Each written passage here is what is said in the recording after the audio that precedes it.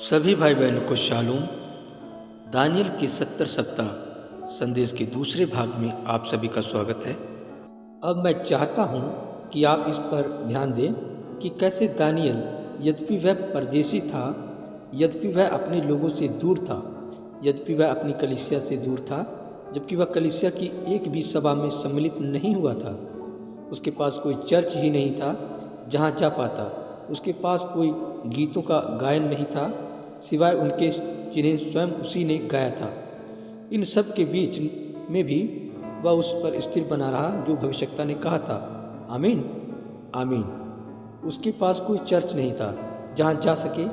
उससे संगति करने के लिए वहां कोई व्यक्ति नहीं था। सभी लोग मूर्ति पूजा वाले मंदिर में जाया करते थे। सभी उनकी मूर्तियों की पूजा करते थे। वहाँ कोई मसीही गीत न था। कोई भी वह विश्वास नहीं करता था जो वह विश्वास करता था। जब वह बंधुआई में लाया गया था तो वह मात्र 12 या 14 वर्ष का लड़का सा था, परंतु इन 68 वर्षों में वह खुदा के प्रति सच्चा बना रहा और उसने यिर्मयाह नबी नबूवत के द्वारा समझ लिया कि जितने दिन बताए गए थे वे लगभग पूरे हो गए हैं। आज इन्हें खुदा के किसी भी सच्चे भविष्यवक्ता के हृदय को कितना अधिक सचेत कर देना चाहिए कि हम पीछे पलट कर देखें कि इस सच्चे भविष्यवक्ता ने क्या कहा था और यह जान लें कि हम अंत समय में हैं। उसने कहा, मैंने शास्त्रों के द्वारा यह समझ लिया कि कई वर्षों पूर्व मेरे भाई यिर्मयाह ने भविष्यवाणी की थी कि इस्राएल यहाँ पर 70 वर्ष तक रहेगा और वह समय अब लगभग पूरा हो गया है। और उसने अपने आप को तैयार किया और उसने उपवास रखा और उसने स्वयं को पवित्र किया। और जब वह टाट पहनकर राख में बैठा और उसने अपने सिर पर राख डाली तथा वह उस दिन के विषय में जानने को कि वे किस दिन में रह रहे हैं, उपवास और प्रार्थना करने लगा। और यदि दानियल, जो कि प्रभु का भविष्यवक्ता था, यिर्मयाह की पुस्तक पढ़कर सम्मति ले सकता था और अपनी हालत ऐसी बना सकता था, जबकि तब तो वे सभी जीवित हालत में बाबुल में अपने देश वापस आ रहे थे और इसी ने उसे टाट पहनकर और राख में बैठकर उपवास करने पर विवश कर दिया था, तो इसे जीवित खुदा की कलीसिया से कितना अधिक ऐसा ही नहीं करा देना चाहिए। यह जानकर कि समय समाप्त हो रहा है और अब और अधिक होगा ही नहीं तथा प्रभु यीशु मसीह का आगमन और महान 1000 सालाना राज आने को है, हम कैसे अपने बेशकीमती समय को जुएबाजी में तथा रविवारों को स्विमिंग पूलों में बिता सकते हैं। और हमारे पास खुदा के लिए बिल्कुल भी समय नहीं होता है। बस भागे रहो। यदि पादरी किसी बात पर बोलता है या वह कोई दूसरी ऐसी बात बोलता है जो आपको पसंद नहीं आती, आप बस उठते हैं और बाहर चले जाते हैं। और यदि चर्च ज़्यादा देर तक चलता है, क्यों, तब तो आप बड़े असंतुष्ट हो जाते हो। हम अपनी हालत को देखिए कि हम क्या कर रहे हैं। अपने जीवनों की तुलना उस भविष्यवक्ता से कीजिए। एक पूरे साम्राज्य में वह अकेला आदमी था जिसके पास ना तो जाने के लिए कोई भवन ही था और ना ही कोई और ऐसी जगह जहां वह जा सके। उसका शहर तहस नहस कर दिया गया और जला दिया गया था। उसके लोगों को गुलाम बना लिया गया था।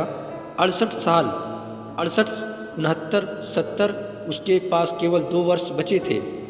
अतः जब उसने इसके विषय में शास्त्र में पढ़ना आरंभ किया और उसने देखा कि समय पूरा होने पर है, वह इसके विषय में जानने हेतु खुदा के पास प्रार्थना में गया। क्या ही अजीब समय है। हम क्या कर रहे हैं जबकि राष्ट्र विघटित हो रहे हैं, समुद्र में तूफान उठ रहे हैं, मनुष्यों के हृदय भय से बैठे जा रहे हैं, समय की व्यग्रता है, ये सभी कुछ हो रहा है। दीवार पर हस्तलेख है, जातियों के बीच भेदभाव, सभी प्रकार की दुष्टता जग में हो रही है।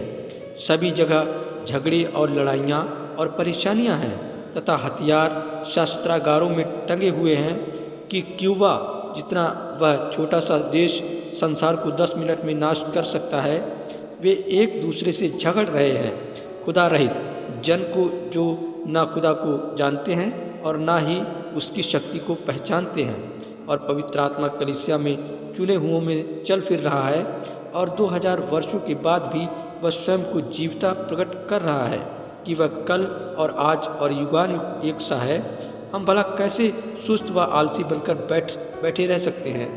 हम आखिर कैसे इन सब बातों को नज़रअंदाज कर सकते हैं? समय है कि हम जांचना शुरू करें उस आने वाली महान घड़ी को आते हुए देखते हुए। अब उसने यिर्मयाह के 25वें अध्याय में पढ़ा था। आइए हम यिर्मयाह के 25वें अध्याय को निकालें और पढ़ें कि यिर्मयाह क्या कहता है। वास्तव में हम 8वें पद से पढ़ना आरंभ करें, क्योंकि मैं चाहता हूं कि आप इसे ज़रूर समझ जाएं। 11वां पद है वह जिसे मैंने पढ़ने के लिए यहाँ लिखा हुआ है, परंतु आइए अब हम 8वें पद से पढ़ना शुरू करते हैं। इसलिए सेनाओं का यहोवा यूँ कहता है, जब मैं भविष्यवक्ताओं को यहोवा यूँ फरमाता है वाले वचन के साथ खड़ा होते देखता हूँ तो भाई मुझे बड़ी प्रसन्नता होती है। मेरे लिए तो यही मामले को स्थापित कर देता है, यही सब कुछ है। सेनाओं का यहोवा यूँ फरमाता है, क्योंकि तुमने मेरे वचन नहीं माने। इसलिए सुनो, मैं उत्तर में रहने वाले सब कुलों को बुलाऊंगा और अपने दास बाबुल के राजा नबूकदनेस्सर को बुलवा भेजूंगा और उन सबों को इस देश और इसके निवासियों के विरुद्ध और इसके आसपास की सब जातियों के विरुद्ध भी ले आऊँगा और इन सब देशों का मैं सत्यानाश करके उन्हें ऐसा उजाड़ दूंगा कि लोग इन्हें देखकर ताली बजाएंगे, वरन ये सदा उजड़े ही रहेंगे। यहोवा की यही वाणी है। स्मरण रहे, जिनके लिए खुदा ऐसा बोल रहा था वे उसके चुने हुए लोग थे। ये लोग कहीं कोई अविश्वासी नास्तिक लोग नहीं थे, ये चर्च के सदस्य थे। और मैं ऐसा करूँगा कि इनमें ना तो हर्ष और ना आनंद का शब्द सुनाई पड़ेगा, जैसे आज हमारे यहाँ रॉक एंड रोल होता है, रिक्की और एल्विस, और ओह ना दूल्हे व दुल्हन का और ना चक्की का भी शब्द सुनाई पड़ेगा और ना इनमें दिया जलेगा और सारा देश उजाड़ ही उजाड़ होगा। उस भविष्यवक्ता का चिल्ला उठना सुनिए, यह देश उजाड़ ही उजाड़ होगा और खुदा के इस महान सेवक की नकल करने के लिए नहीं, परंतु मैं भविष्यवाणी करता हूँ कि यह पूरा का पूरा राष्ट्र उजाड़ ही उजाड़ होगा।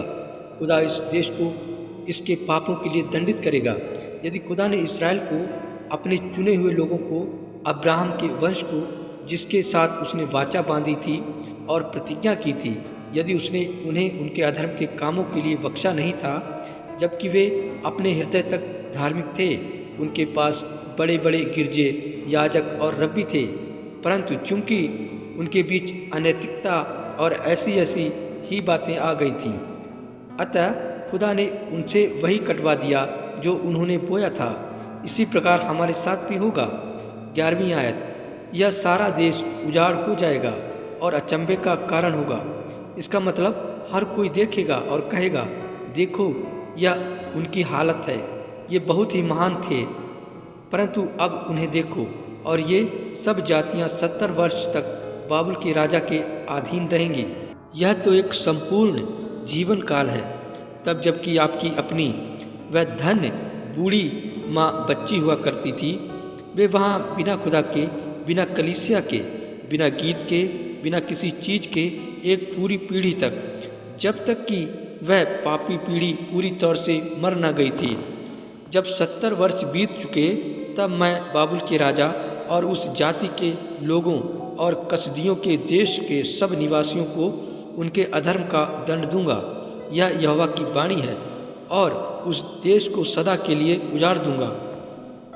मैं उस देश में अपने वे सब वचन पूरा करूंगा जो मैंने उसके विरोध में कहे हैं, और जितने वचन यिर्मयाह ने सारी जाति के विरुद्ध भविष्यवाणी करके पुस्तक में लिखे हैं, क्योंकि बहुत सी जातियों के लोग और बड़े बड़े राजा भी उनसे अपनी सेवा कराएंगे और मैं उनको उनकी करने का फल भुगतवाऊंगा। इस्राएल के खुदा यहोवा ने मुझसे यूं कहा, मेरे हाथ से इस जलजलाहट के दाखमधु का कटोरा लेकर उन सब जातियों को पिला दे जिनके पास मैं तुझे भेजता हूँ। दूसरे शब्दों में, यिर्मयाह, मैं तुझे अपना संदेश दे चुका हूँ, तू चुपचाप ना बैठा रह, तू एक ही स्थान पर टिका मत रह, वरन तू सारे देशों पर भविष्यवाणी कर। क्या आप इसे समझ गए हैं? मंडली कहती है, आमीन। तू सारे देशों पर भविष्यवाणी कर, मेरे चिन्हों व चमत्कारों को दिखा और उन्हें इससे अवगत करा दे कि मैं इसे करने आ रहा हूँ। और वे इसे पीकर हिल जाएंगे और पागल हो जाएंगे उस वचन के कारण जिसे मैं उनके बीच भेजूंगा। वे इस दिन में क्या करते हैं? वे आपको एक एक झूठा नबी कहते हैं, वे आपको समझौता करने वाला कहते हैं, वे आपको कट्टरपंथी ज्योतिषी या स्वप्नदर्शी या किसी प्रकार का मस्तिष्क को पढ़ने वाला कहते हैं। वे पागल हो जाएंगे। और शब्द पागल का अर्थ है, यदि आप इस शब्द का अर्थ देखें तो आप पाएंगे कि शब्द पागल का अर्थ बावला होता है।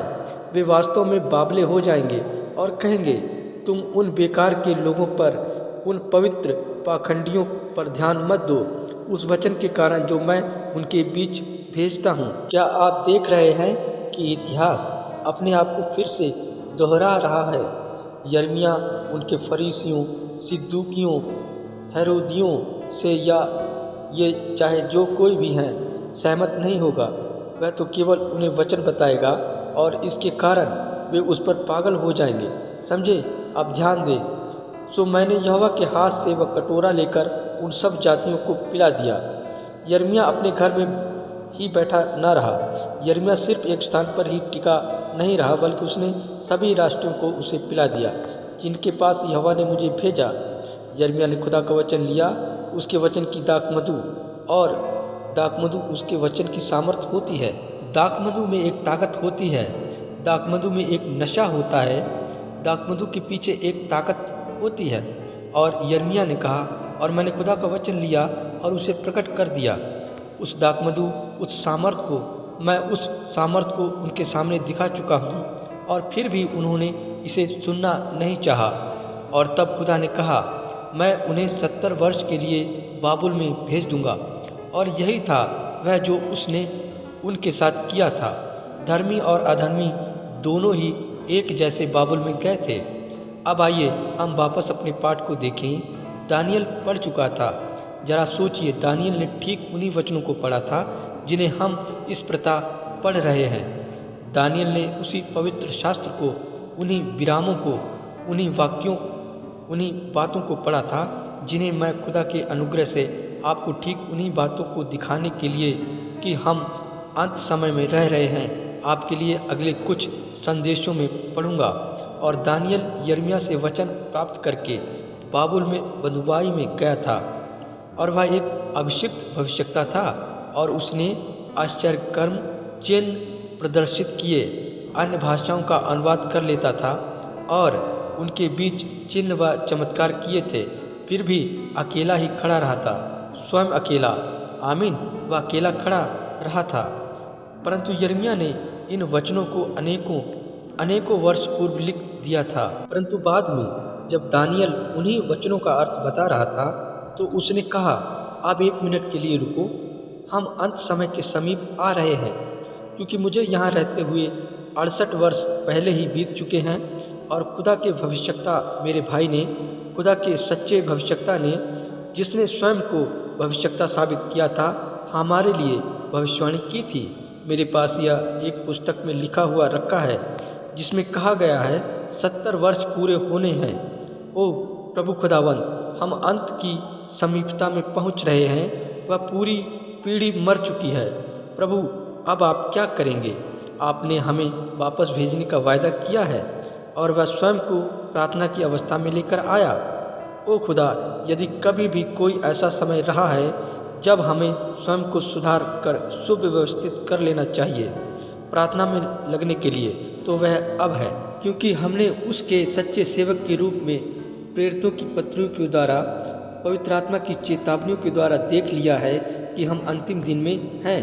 पवित्र आत्मा ये बोल रहा है, अंत के दिनों में मनुष्य ढीठ, घमंडी और खुदा के नहीं वरन सुख विलास के ही चाहने वाले, क्षमा रहित, दोष लगाने वाले, असंयमी और भलों के बैरी होंगे।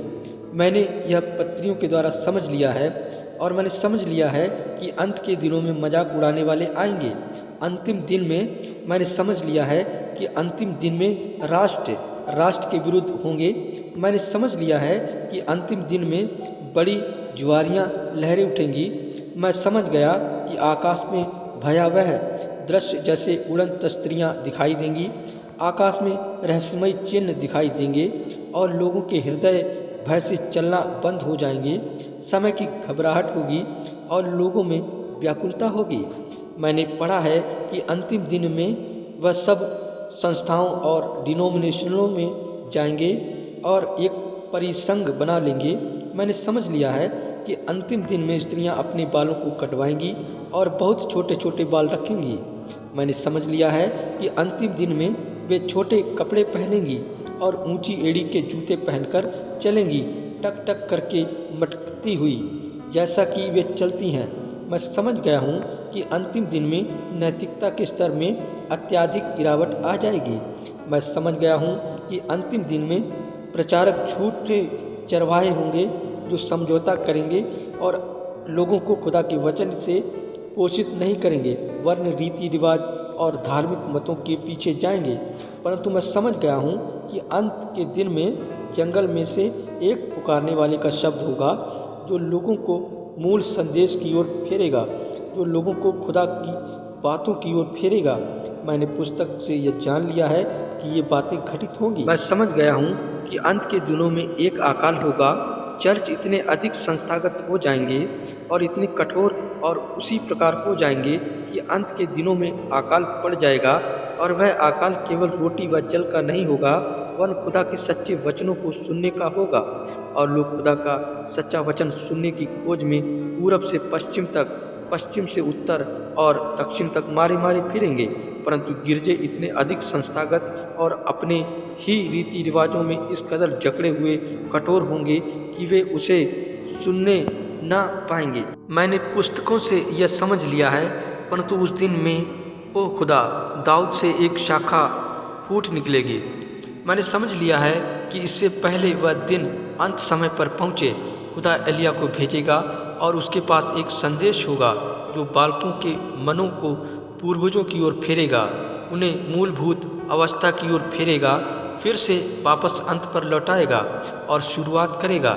मैंने समझ लिया है कि ठीक इससे पहले कि आत्मा अन्य जाति कलीसिया को छोड़कर इस्राएल के पास लौटे, यह घटित होगा।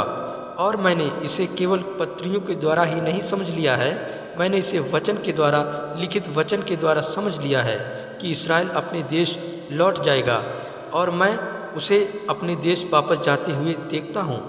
मैंने नबियों की पत्रियों के द्वारा यह जान लिया है कि इस्राएल एक राष्ट्र बन जाएगा। वे मंदिर की आराधना को पुनः स्थापित करेंगे और जब वह अपने देश में पुनः वापस आ जाएगी तो खुदा उससे फिर से बातचीत करेगा।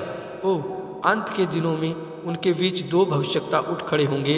मैंने ये जान लिया है, ज्यों ही अन्य जाति की कलीसिया ऊपर उठा ली जाएगी, त्यों ही दो भविष्यवक्ता एलिया और मूसा इस्राएल में प्रकट हो जाएंगे। हम इस बात को आगे चलकर अपने संदेश में देखेंगे। भविष्यवक्ताओं ने देख लिया था कि बाबुल में समय लगभग पूरा हो गया था। ठीक बात है, जिब्राइल उसे केवल उसी का प्रकाशन देने के लिए प्रकट नहीं हुआ था जिसके विषय में वह पूछ रहा था, वरन वह उसे वह सब कुछ बताने के लिए प्रकट हुआ था जो इस्राएली जाति के लिए ठहराया गया था, अंतिम बर्बादी तक। आमीन। उसने बहुत थोड़ा मांगा था और उसे सारा का सारा मिल गया था। उसने तो पूछा था कि वह केवल जान जाए। दानियल तो केवल यह जानने का प्रयास कर रहा था, ओ प्रभु, अब कितनी देर और रह गई है। आपके सेवक यिर्मयाह भविष्यवक्ता ने, मेरे भाई ने 68 वर्ष पहले भविष्यवाणी की थी और कहा था कि ये लोग यहाँ पर 70 वर्ष तक गुलामी में रहेंगे। और अब व्यवहारिक रूप से उस पुरानी पीढ़ी के सभी लोग मर चुके हैं। 40 वर्ष पूर्व एक पुरानी पेंटिकॉस्टल पीढ़ी उठ खड़ी हुई थी। वे प्राचीन योद्धा कहलाते थे। वे संस्थागत हो गए और होरेब और नीबो पर्वत तक पूरे रास्ते में झगड़ते ही रह गए और हार गए। परंतु अंततः हम अब नदी के किनारे तक आ गए हैं। वह एक नई पीढ़ी उत्पन्न करने जा रहा है, एक यहोशू के साथ जो उसे उस नदी के पार ले जाएगा। व्यवस्था विफल हो गई, मूसा उसी के साथ चला गया।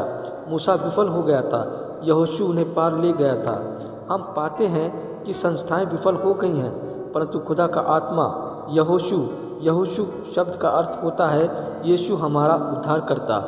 यह कि पवित्र आत्मा ही कलीसिया में आएगा, कोई संस्था नहीं, वरन पवित्र आत्मा ही अपने लोगों में आएगा और उसको ऊपर जाने के लिए, यरदन के पार जाने के लिए तैयार करेगा। मैंने पुस्तक पढ़ने के द्वारा जान लिया है कि यह ही है वह जो घटित होगा, और खुदा जानता है कि यही है वह जिसकी खोज में मैं अब लगा हुआ हूँ, ताकि मैं उसके लोगों को सांत्वना व तसल्ली दे सकूं तथा उन्हें बता सकूं कि क्या घटित होने को है। यहाँ इस सुबह और विश्व भर में दूर दूर तक जहाँ यह टेप पहुँचेगा, दोनों को यह बता सकूं कि हम अंतिम समय में हैं। उसने खुदा के राज्य के पूरी तरह पूर्ण स्थापित होने और 1000 साल के राज्य के स्थापित होने तक की सभी बातों को प्रकट कर दिया था। जिब्राइल का संदेश यही था।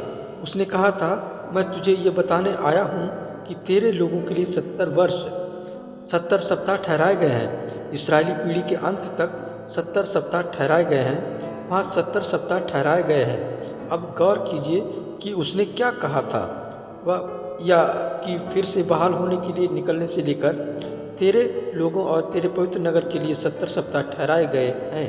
तेरा नगर उसका नगर बाबुल नहीं था। कौन? उसका नगर कहाँ था? यरूशलेम।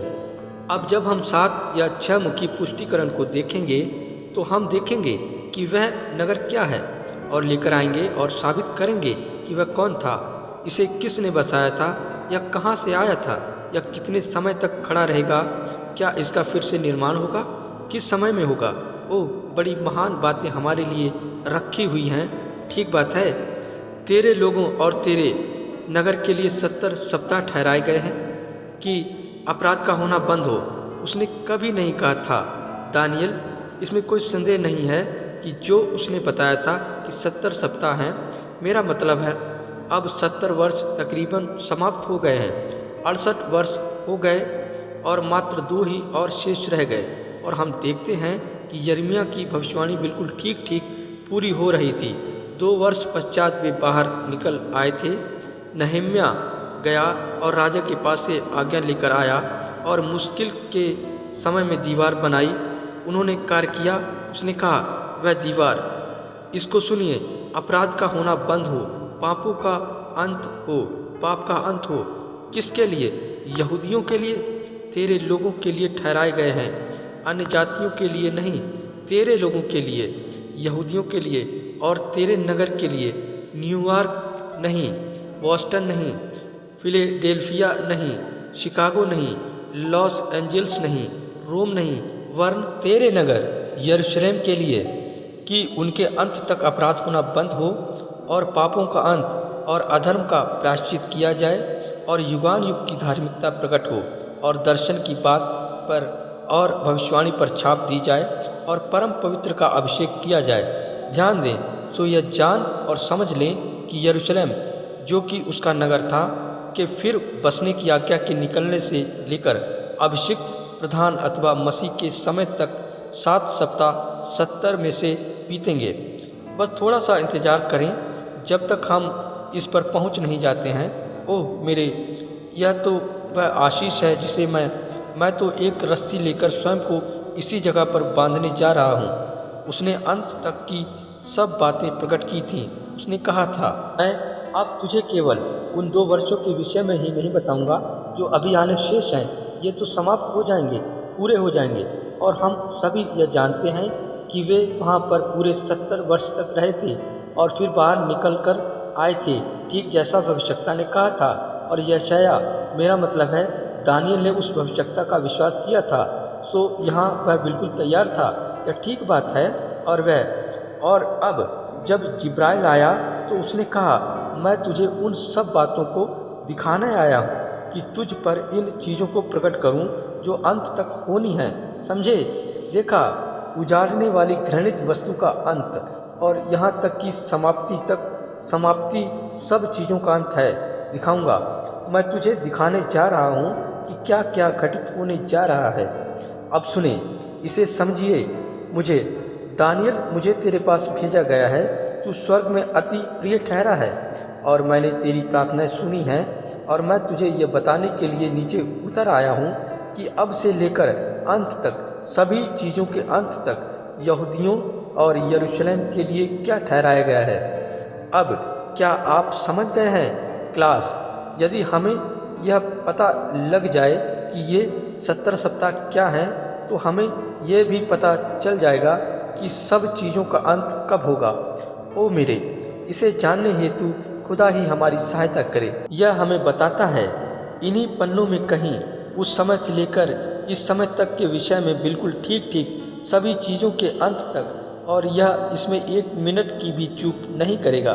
ओ खुदा का महान वचन, जब खुदा ने पृथ्वी बनाई थी और उसकी धुरी में उसे रखा था, और मैं किसी अन्य रात्रि को, किसी रविवार की रात्रि को प्रचार करते समय बता रहा था कि किस तरह से कुछ भी चूकता नहीं है।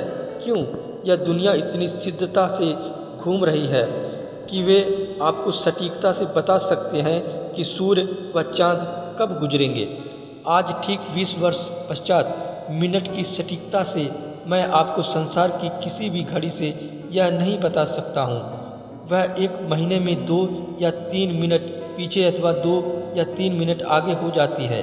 हमारे पास जो सबसे अच्छी वाली है वह भी, हम इतना सिद्ध कुछ भी और नहीं बना सकते हैं, क्योंकि सिर्फ एक ही सिद्ध है और वह खुदा है, और खुदा और उसका वचन एक ही है।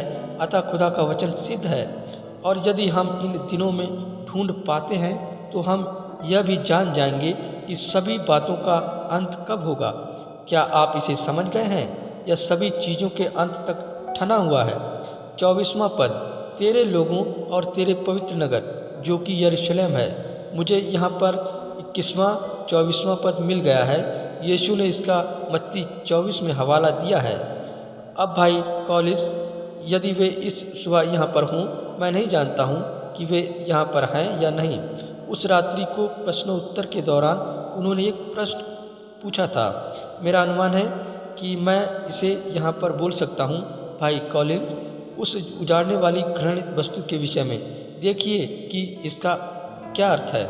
यीशु ने इसके विषय में मत्ती के 24वें अध्याय में बोला है, और हम देखते हैं, जी हाँ, मत्ती 24 का 15।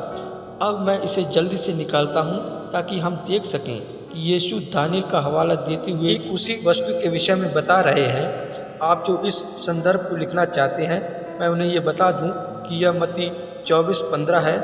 अब मैं आप में से हर एक से यह चाहता हूँ कि जब आप यहाँ आज रात्रि को और आगामी रविवार को आते हैं तो आप अपनी अपनी पेंसिलें व पेपर इत्यादि लेकर आएँ, क्योंकि या तो आपके पास टेप हो, आप इन संदर्भों को देख सकें। आइए अब हम 24वें अध्याय के 15वें पद को देखें। सो जब तुम उस उजाड़ने वाली घृणित वस्तु को, जिसकी चर्चा दानियल की भविष्यवक्ता द्वारा हुई है, सोचिए कि यह 480, 83, 84, 85, 486 वर्ष पहले की बात थी। 486 वर्ष पहले जिसकी चर्चा दानियल भविष्यवक्ता द्वारा हुई है।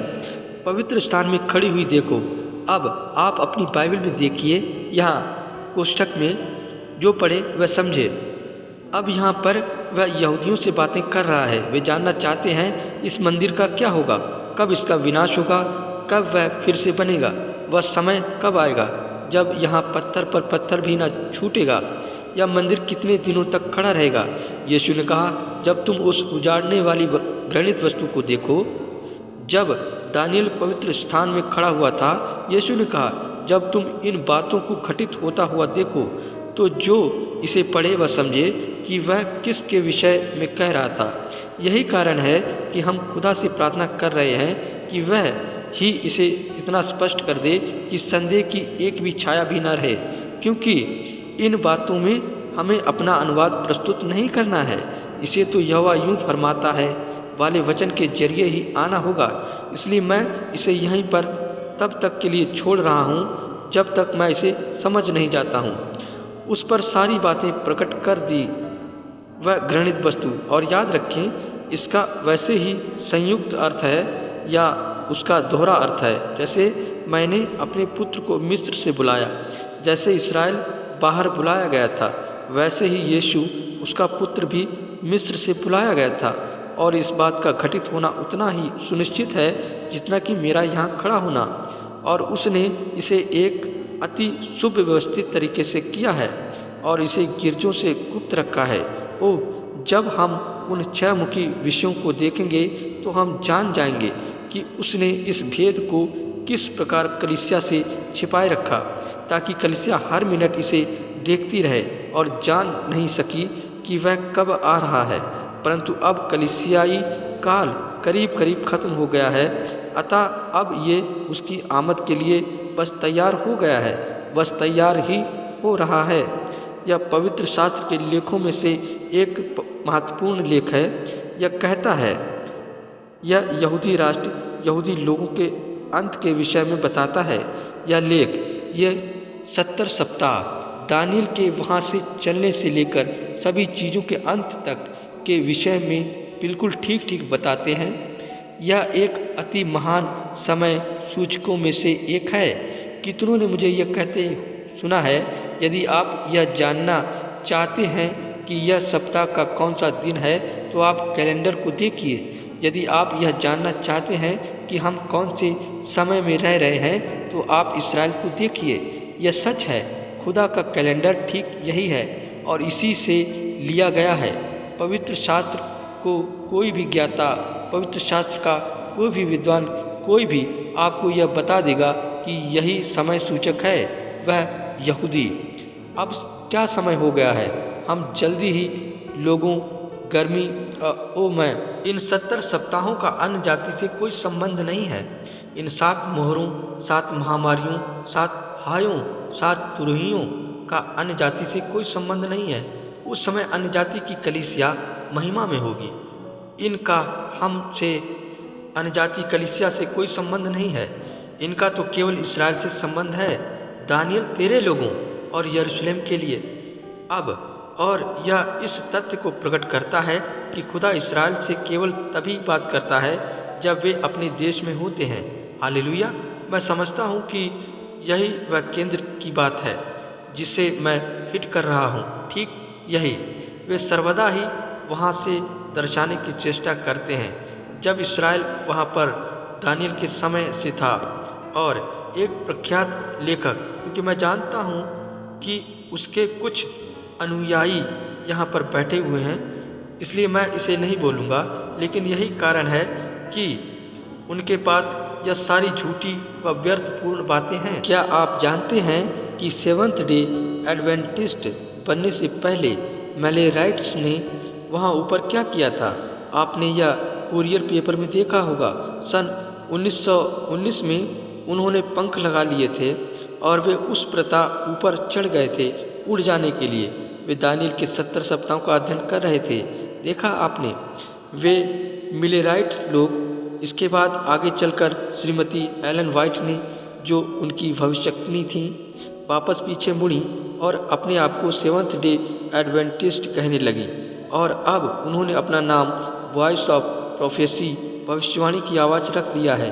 देखा, एक ही पंथ के 3 भिन्न भिन्न नाम हैं।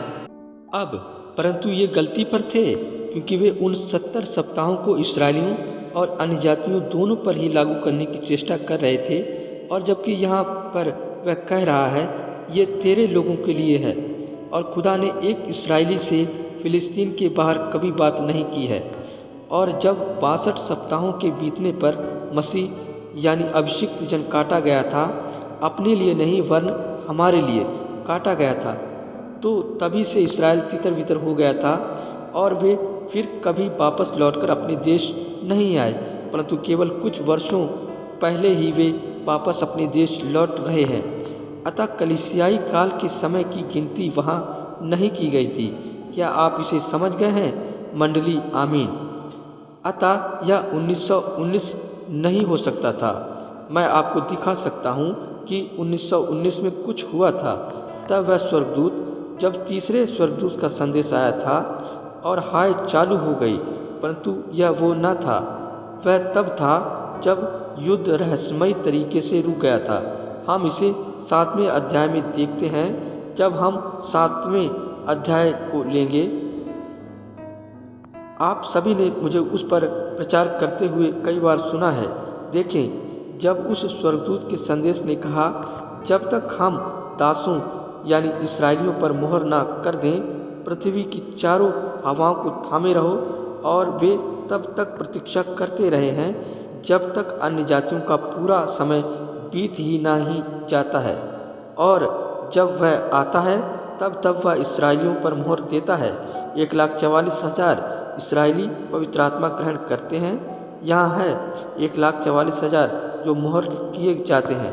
प्रकाशित वाक्य 7 में, और आप इसे पढ़ चुके हैं, और मैंने पहले से स्वर्ग में हर एक जाति और कुल और लोग और भाषा में से एक ऐसी भीड़ जिसे कोई गिन नहीं सकता था देखा, जो श्वेत वस्त्र पहने और अपने हाथों में खजूर की डालियां लिए हुए खुदा के सामने खड़ी है, और बड़े शब्द से पुकार कर कहती है, हालेलुया, आमीन।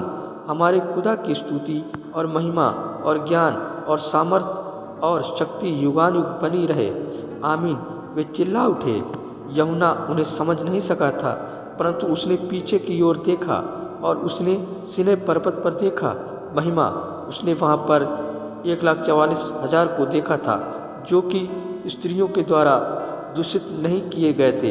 इस्राएली स्त्रियां, कलीसियाएं, वे किसी भी नामधारी संस्था के सदस्य नहीं बने थे। वे लूथरन, मेथोडिस्ट, बैप्टिस्ट और प्रेस्बिटेरियन के सदस्य नहीं बने थे, परंतु वे तो शुरू से ही इस्राएली थे। परंपरागत और सीनै पर्वत पर उनका मंदिर था जिसमें वे आराधना किया करते थे। वे हैं 1,44,000। यह तब होगा जब कलीसिया अर्थात दुल्हन महिमा में चली जाएगी, समझे। अतः श्रीमान स्मिथ गलत थे, होना ही था, क्योंकि आप इसे 1919 में कैसे लागू कर सकते हैं और 1,44,000 को नज़रअंदाज कर दें।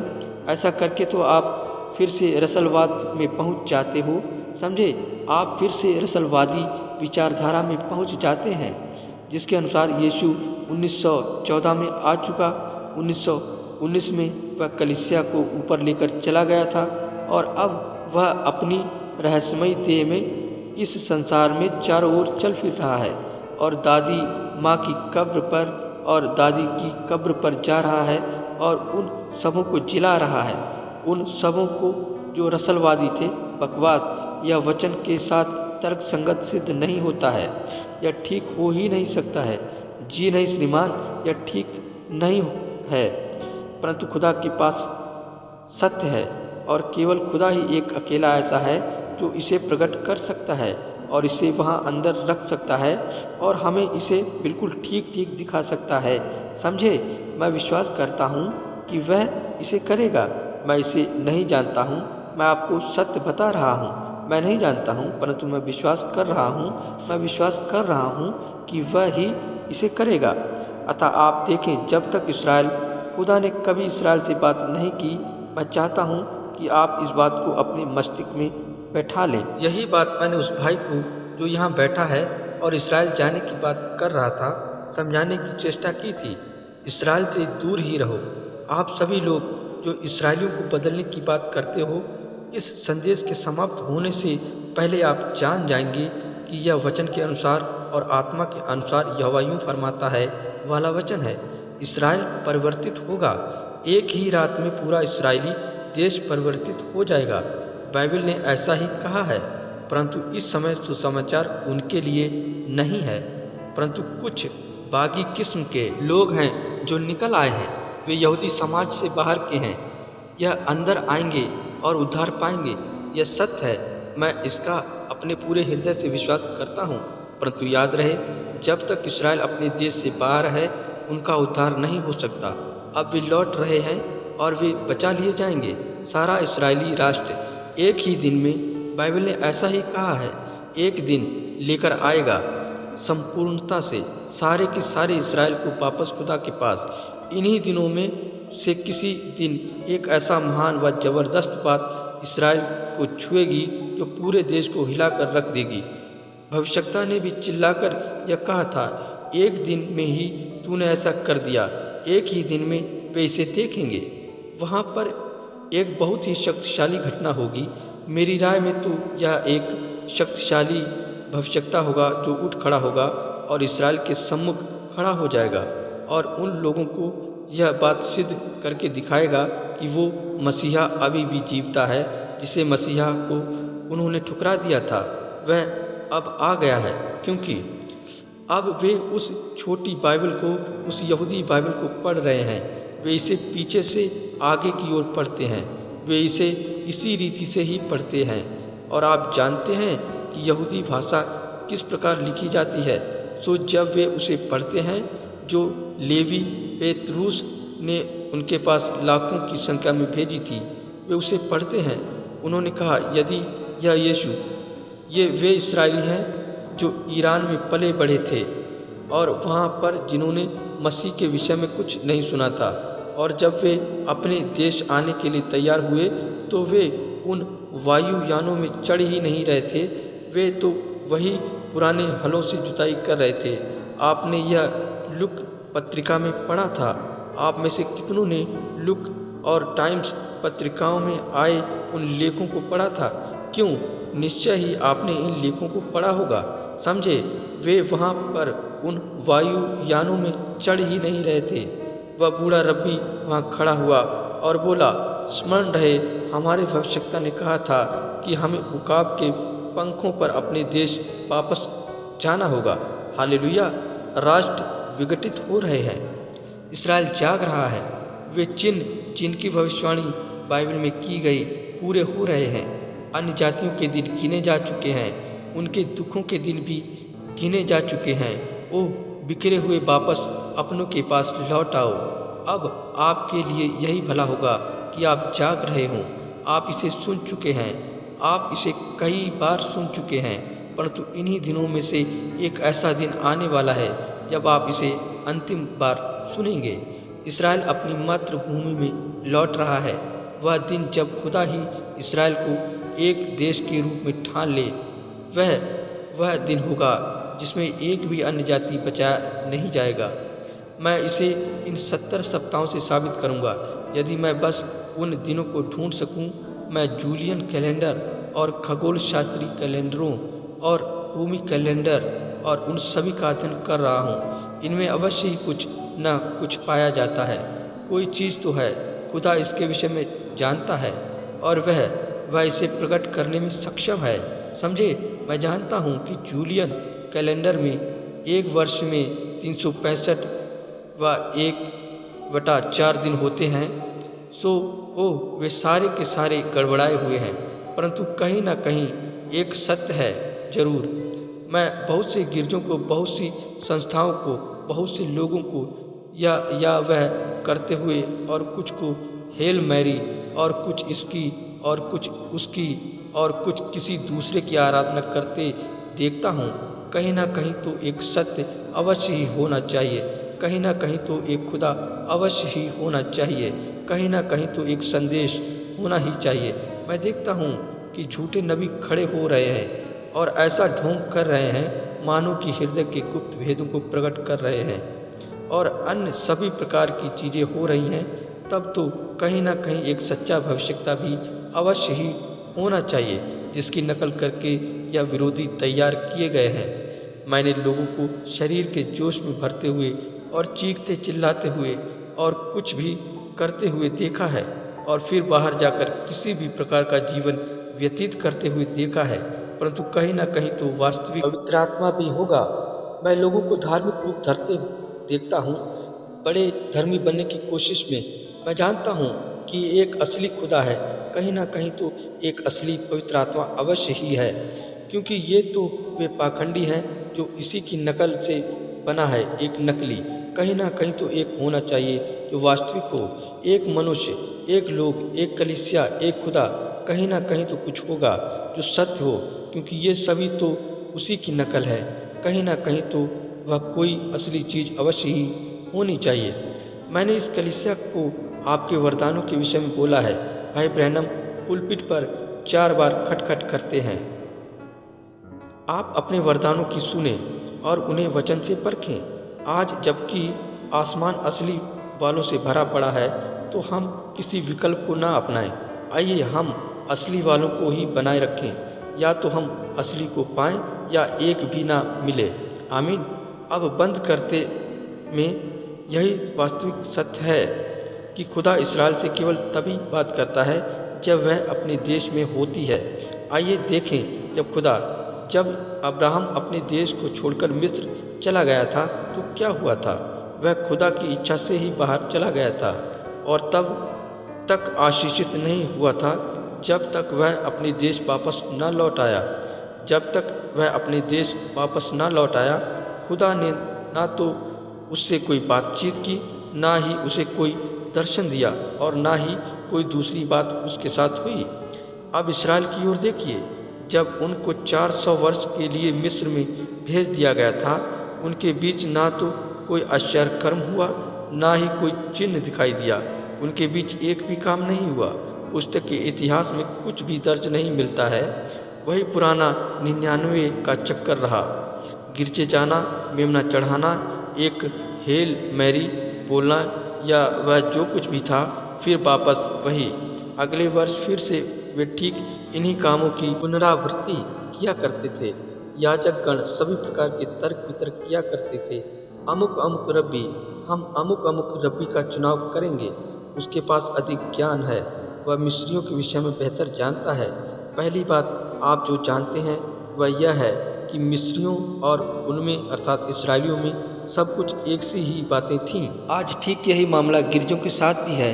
हम सभी मेथोडिस्ट या बैप्टिस्ट या प्रेस्बिटेरियन बन गए हैं और हमने हॉर्टफोर्ड से डिग्री प्राप्त की है, हमने व्हीटन से डिग्री प्राप्त की है, हमारे पास कहीं और से कोई डिग्री है, या बॉब जोन्स से हमारे पास कला की स्नातक डिग्री है, हमारे पास DD, LD या ऐसा ही कोई दूसरी डिग्री है, परंतु इनका क्या लाभ हुआ है?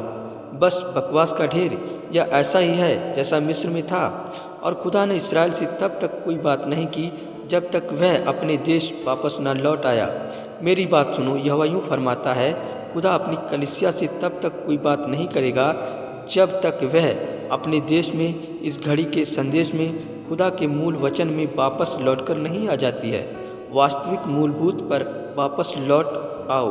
अपनी Methodist, Baptist, Presbyterian, Pentecostal, oneness, threeness, fiveness जो कुछ भी हो, वह church of God, Nazarene, pilgrim, holiness, church of Christ या ये जो कुछ भी कहलाते हैं कि विचारधाराओं से परे हट जाओ, ये सभी मसीह विरोधी गतिविधियां हैं और मैं अनुभव करता हूँ कि ये संसार भर में फैल रही हैं। ये गलत हैं, ये सभी शैतान की हैं। ओ मेरे, उनमें से प्रत्येक में खुदा के लोग हैं। उन प्रत्येक वहावों में भले व सज्जन किस्म के लोग हैं, परंतु संस्था अपने आप में खुदा की ओर से नहीं है और खुदा इसे कभी आशीषित नहीं करेगा। उसने कभी ऐसा नहीं किया है। मैं किसी भी इतिहासकार से जो इस टेप को कलमबद्ध करने के लिए सुनता है, पूछता हूँ कि वह मुझे बताए कि जब भी कभी कोई चर्च संस्थागत हुआ तो क्या खुदा ने उसे एक तरफ नहीं छोड़ दिया और फिर कभी उससे बातचीत नहीं की। मुझे बताएं कि संस्थागत होने के पश्चात क्या कभी खुदा ने लूथरनों, वेस्लियों, मेथोडिस्टों या पेंटिकोस्टलों को फिर कभी उठाया? कभी नहीं। वह संस्था वहीं पर पड़ी रही और सड़ती गलती रही है। खुदा ने व्यक्ति विशेषों को लिया और लोगों का ध्यान वापस अपने देश की ओर केंद्रित किया और मनुष्य इतना कमज़ोर और नाजुक है अपनी किसी भी प्रकार की डिग्री के साथ कि वह एक और संस्था ही बना लेते हैं, उसे एक दुगनी नरक की संतान बना लेते हैं उससे जहाँ से वह चालू हुआ। परंतु निश्चय ही कहीं न कहीं यहोवा का एक जन अवश्य होगा जिसके ऊपर वह अपना हाथ रख सकता है, जो इन खुदा विहीन संस्थाओं से समझौता नहीं करेगा, जो लोगों को वास्तविक चिन्ह व चमत्कारों द्वारा वापस चट्टान की ओर, मसीह की ओर, मूल पिन्तेकुस्त की ओर तथा वास्तविक पवित्र आत्मा की ओर फेरेगा। निश्चय ही उसके पास एक ऐसा जन कहीं न कहीं अवश्य होगा जो किसी भी प्रकार की उत्पीड़ाओं में टूट नहीं जाएगा, भागेगा नहीं, गिरेगा नहीं, निरस्त होगा नहीं, चाहे कुछ भी क्यों ना हो जाए, वह उसी पर स्थिर व अडिग बना रहेगा। जब तक इस्राएल अपने देश वापस नहीं आ गया था, खुदा ने उसे आशीषित नहीं किया था। मेथोडिस्ट, बैप्टिस्ट, प्रेस्बिटेरियन, कैथोलिक या पिलग्रिम, होलीनेस, नाजरीन, चर्च ऑफ क्राइस्ट या पेंटिकोस्टल संस्थाओं, खुदा तुम्हें कभी आशीषित नहीं करेगा। खुदा तुम्हें उस राह पर कभी आशीषित नहीं करेगा।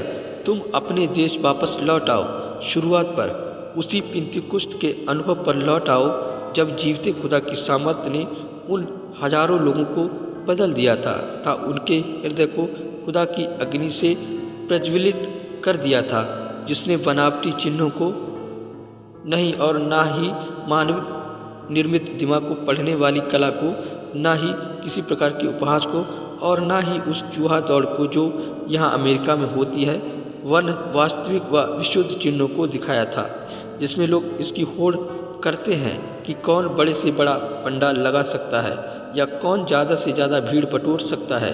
इस सब से खुदा पर कोई फर्क नहीं पड़ता है। भीड़ भाड़ नहीं, वन यह चाहता है कि लोग अपने हृदय में ईमानदार निष्कपट हों। और यहाँ पर हम सभी इसी चूहा दौड़ में लगे हैं, भागे जा रहे हैं। यह सोचना कि काश हम अपनी संस्था में 1000 लोगों को और मिला लें, कितनी शर्म ही बात है। यह बड़ी ही शर्मनाक बात है। वह तो यह चाहता है कि हम सत्य पर लौट आएं, आत्मा के पास वापस, सही ज्योति के पास वापस लौट आएं, मसीह के राजमार्ग में लौट आएं, सत्य पर वापस लौट आएं। वह हमें उस राह पर जिस पर हम चले जा रहे हैं कैसे आशीषित कर सकता है? वह नहीं करेगा। अब तक इस्राएली प्रतिज्ञा किए हुए देश में वापस ना आ गए थे, खुदा ने उन्हें कभी भी आशीषित नहीं किया था। और जब वे प्रतिज्ञा किए हुए देश में वापस आ गए थे तो उनके बीच में चिन्ह व चमत्कार दिखाई देना शुरू हो गए थे। उसने उनके बीच मूसा नाम का एक व्यक्ति भेज दिया था। यह मूसा क्या लेकर वहाँ आया था? एक मंजा हुआ धर्म विज्ञान? क्या वह कला की स्नातक डिग्री के साथ वहाँ आया था?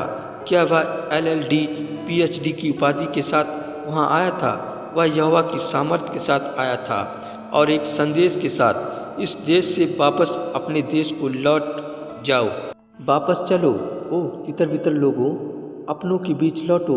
आमीन। लगभग 2000 वर्षों से इस्राएली अपने देश से बाहर हैं। वे पृथ्वी की चारों वायु दिशाओं में बिखरे हुए थे। यदि हम इसका विस्तृत रूप से वर्णन करते तो यह संदेश हफ्तों तक चलता रहता। यदि हम इस्राएल के पीछे देखें कि जब उन्होंने मसीह को ठुकरा दिया था तो उन्हें रोमी साम्राज्य ने तितर बितर कर दिया था और उसे आसमान के नीचे प्रत्येक राष्ट्र में बिखरा दिया था। पीछे पलटकर याकूब को देखें, इस्राएल को पीछे उत्पत्ति के 44वें और 45वें अध्याय में, और यह दिखाएं कि उसने उन पूर्वजों को किस प्रकार आशीषें दी थीं और उन्हें सटीकता से बताया था कि अंत के दिनों में वे ठीक कहाँ पर खड़े होंगे। और मैं इस बात को आप लोगों को बिल्कुल ठीक ठीक दिखा सकता हूँ कि इस्राएल का प्रत्येक गोत्र राष्ट्रों में ठीक वहीं पर खड़ा हुआ है जहाँ उसके खड़े होने के लिए उसने बताया था। और आज हम यहाँ पर हैं। जिस यहूदी अर्थात इस्राएली को हम जानते हैं वह असली यहूदी नहीं है। असली यहूदी तो वह विशुद्ध परंपरागत यहूदी है जिसने स्वयं को दुनियावी वस्तुओं द्वारा दूषित नहीं किया है, जो बाहर नहीं निकला है और दूसरे गिरजों में शामिल नहीं हुआ है। वे तो वे हैं जो वापस लौट रहे हैं, जो वहाँ पर्वत के एक और ब्रेड और चीज़ खाकर ही गुजारा कर रहे हैं। उन्हें पुराने नगर में प्रवेश करने की भी अनुमति नहीं है और उन्हें अपने लिए इस किनारे पर ही एक शहर बसाना पड़ा है जो भूमि किसी की नहीं है, उस पर जहाँ दोनों ओर से मशीन गनें तनी हुई हैं, परंतु उसने अपनी कोपलें उगाना शुरू कर दिया है। आमीन और आमीन। अब समय अत्यंत निकट आ गया है। वहाँ पर इसहाक और इस्माइल खड़े हुए हैं और अभी भी भूमि के लिए लड़ रहे हैं, अभी भी, परंतु यह भूमि इस्राएल की है। यदि आप नए यरूशलेम कभी जाते हैं तो वे आपको पुराने यरूशलेम में आने की अनुमति नहीं देंगे। आपको पहले वहाँ जाना होता है और वे अरबी आपको इसके विषय में सब कुछ समझाते हैं, तब फिर वे आपको दूसरी ओर ले जाते हैं। ये इस्माइल की औलाद हैं, परंतु इंतज़ार कीजिए, वह समय आता है जब खुदा की संतान अपनी भूमि को अपने कब्जे में ले लेगी। यह सत्य है। यरूशलेम का पुनः निर्माण होगा, वहाँ नित्य बलि चढ़ाई जाएगी और वह मसीह विरोधी उनके साथ अंतिम 7 सप्ताहों के लिए वाचा बांधेगा, परंतु उसके बीच में ही वह उस वाचा को तोड़ डालेगा और उन सबों को कैथोलिक मत में परिवर्तित कर डालेगा। वह उजाड़ने वाली घृणित वस्तु इस प्रकार पूरे के पूरे ऊपर फैल जाएगी, उस प्रकार और फिर अंत आ जाएगा। देखो, 70 सप्ताहों पर गौर कीजिए। जी हाँ, उन्हें अपने देश से दूर रहते हुए लगभग 2000 वर्ष हो गए हैं। उन्हें उनके देश से खदेड़ दिया गया था। इन लोगों की स्थिति ठीक वैसी सी हो गई थी जैसे कि तब जब फिरौन का हृदय कठोर हो जाने पर हो गई थी। उसको हिटलर का हृदय कठोर करना पड़ा था। दसियों लाखों लोग मारे गए थे। इस आइकमैन को देखिए, यह 60 लाख इसराइलियों को मौत के घाट उतारने का दोषी है। इसने इसराइलियों के 60 लाख लोगों को, 60 लाख मानवीय प्राणों को, शिशुओं, बच्चों, बड़ों, सब को मौत के घाट उतार दिया था इस एक अकेले आदमी आइकमैन ने। रूस को देखिए, कैसे तुमने उनको वहाँ से खदेड़ दिया था। उन्होंने उनको चारों ओर खदेड़ दिया था। वे एक ऐसी जाति बन गए थे जिनसे नफरत की जाती रही। अपने धन से, उनके प्रेम के कारण वे फिर से वापस आ गए, परंतु वह छोटा झुंड फिलिस्तीन में वापस लौट कर आया है। आमीन भाइयों, जब तुम उसे अपने देश में वापस आते हुए देखो, अब वे वहाँ पर इतने हो गए हैं कि वे 1,44,000 लोगों की गिनती को पूरा कर सकते हैं। और क्या हो रहा है, वे अपने यूसुफ को पहचानेंगे। आप चिंता न करें। जी हाँ श्रीमान, वे सभी वहाँ पर खड़े हुए इस बात के घटित होने की राह देख रहे हैं। और ठीक जिस घड़ी में वह, इसी पिछले वर्ष ही संयुक्त राष्ट्र ने इसे एक देश घोषित कर दिया है। जब यह घटे, हम अंत की कगार पर हैं। अन्य जातियों की कलीसियाओं का समय समाप्त हो चुका है, अतः किसी भी समय खुदा यह कह सकता है, इस्राएली मेरे लोग हैं। जब ऐसा होगा तो अन्य जातियों का समय समाप्त हो चुका होगा। वे रौंद कर रख देंगे। यीशु ने मत्ती 24 में कहा है, वह उजाड़ने वाली घृणित वस्तु, जब तक अन्य जातियों की समय अवधि समाप्त होगी, वे यरूशलेम की दीवारों को तबाह कर रौंद डालेंगे। जब यह हो चुका होगा, तब इस्राएली वापस यरूशलेम में मंदिर तथा मंदिर में होने वाली आराधना की पुनः स्थापना करने के लिए वापस आएंगे। हम इस सब कुछ को अगले संदेश में देखेंगे, 70 सप्ताहों के 6 मुखी उद्देश्य में। अब मैं अंत में इस संदेश को समाप्त करने से पहले यह पढ़ूंगा, क्योंकि अब हमारा वापस घर जाने का समय वश हो ही रहा है, और फिर इसके बाद हमें आज रात्रि को 7 बजे फिर से आना भी है। पहली बात, यदि आप इसे लिख रहे हैं तो आप अपराध का बंद होना दानियल नबी की पुस्तक के 9वें अध्याय के 24वें पद में देखें। 1. अपराध का होना बंद हो। 2. पापों का अंत। 3. अधर्म का प्रायश्चित किया जाए। 4. युग युग की धार्मिकता प्रकट होए। 5. दर्शन की बात पर और भविष्यवाणी पर छाप दी जाए। 6. परम पवित्र का अभिषेक किया जाए। और आज रात्रि हम इन्हीं पर बोलेंगे, खुदा ही इन्हें घटित करेगा। अब जरा आप थोड़ी देर के लिए और ठहरे रहें। मैं इसे फिर से दोहराता हूँ ताकि आप इसे भली भांति समझ जाएं। पहला, अपराध का होना बंद हो। दूसरा, पापों का अंत। तीसरा, अधर्म का प्रायश्चित। चौथा, युग युग की धार्मिकता का प्रकट होना। पांचवा, दर्शन की बात पर तथा भविष्यवाणी पर छाप किया जाना। छठा, परम पवित्र का अभिषेक होना। आइए अब मैं आप लोगों के लिए इसे पवित्र शास्त्र में से पढ़ता हूँ। यह 9वें अध्याय का 24वां पद है। तेरे लोगों, ये यहूदी हैं, और तेरे पवित्र नगर इस्राएल यहूदी यरूशलेम के लिए 70 सप्ताह ठहराए गए हैं कि उनके अंत तक 1. अपराध का होना बंद हो। 2. और पापों का अंत। 3. और अधर्म का प्रायश्चित किया जाए। 4. और युग युग की धार्मिकता प्रकट होए। 5. और दर्शन की बात पर और भविष्यवाणी पर छाप दी जाए। 6. और परम पवित्र का अभिषेक किया जाए। ठीक इन्हीं बातों को बताने के लिए वह उसके पास आया था कि ये सब बातें पूरी की जाएंगी और फिर अंत आ जाएगा। प्रभु आप सभी को आशीष दें। दानियल के 70 सप्ताह संदेश का तीसरा भाग आप सभी के सम्मुख जल्द प्रस्तुत किया जाएगा। जय मसीह।